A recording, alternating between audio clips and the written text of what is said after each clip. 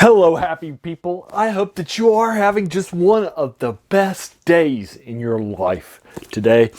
Today we're going to be taking another look at a George MacDonald story in this Penguin Classics collection that we've been taking a deep dive into. This short story is called The Carasoyn, which is a fetch quest that one of our protagonists is going to go down.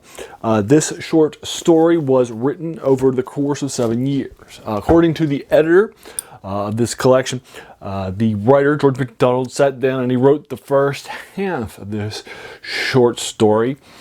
And it's kind of lighthearted and fun and breezy with a little bit of a dark side to it. And then he came back to it 7 years later and finished it. And the second half of the short story is much darker and grimmer than the first part. And he says that's pretty consistent with his writing style.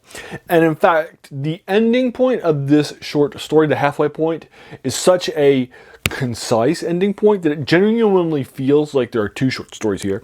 The first short story and then a sequel to that short story. The Carasoyn and then the Carasoyn 2 or something like that. So I do agree that they have a very different tone, a different feel to them. Now, George MacDonald thought that fairy stories like this one were the parlor of adults as well as children.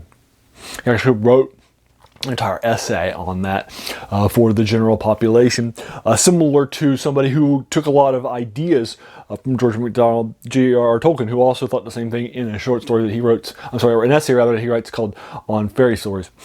So they both had made that argument in essays that the fairy story is a grown-up story, not just for adults.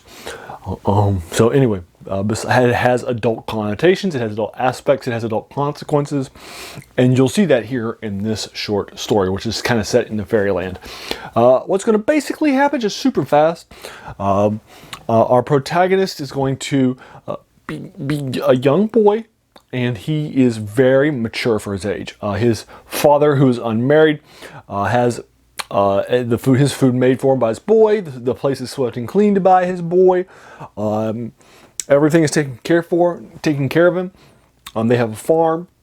It looks like it's a subsistence farm on the river bank in Scotland.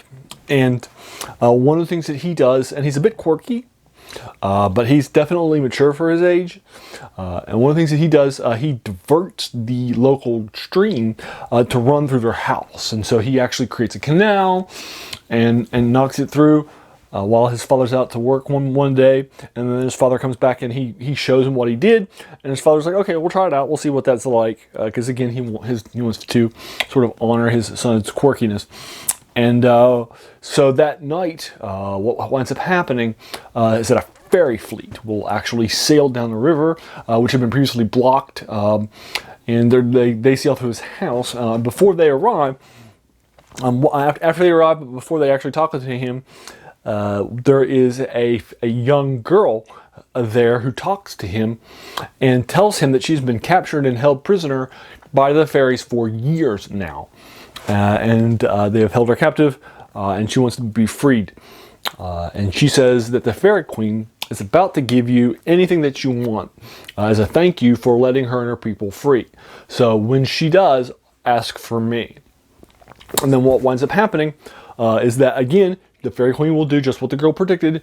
She thanks him for letting her and her people free from the blocked passageway, and so they can move forward. And she says, you can have anything that you want. And he says, I like the little girl, if you don't mind, ma'am.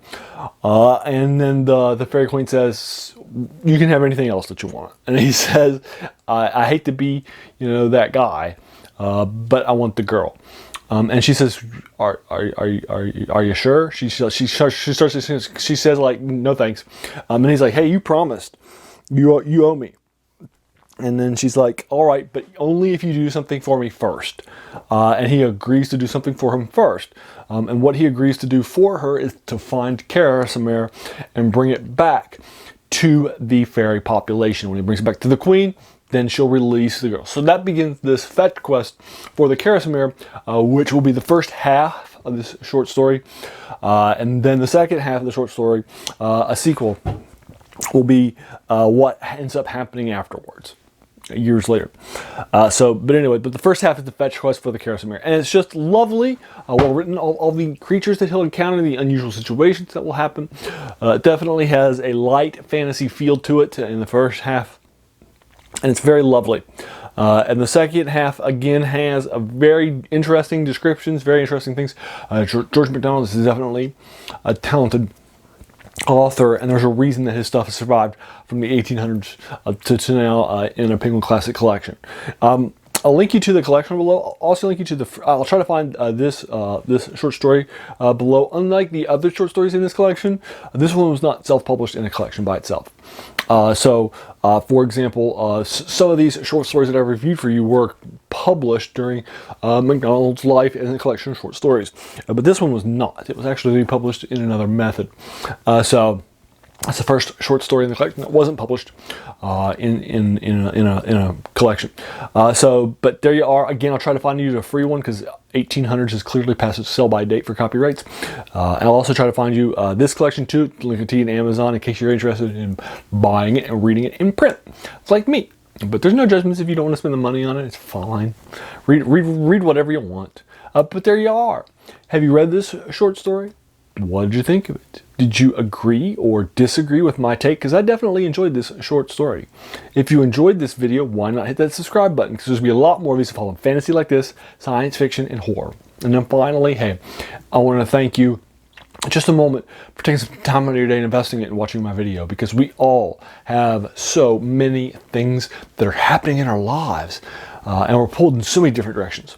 So the fact that you spent this time with me is incredibly humbling and I appreciate it.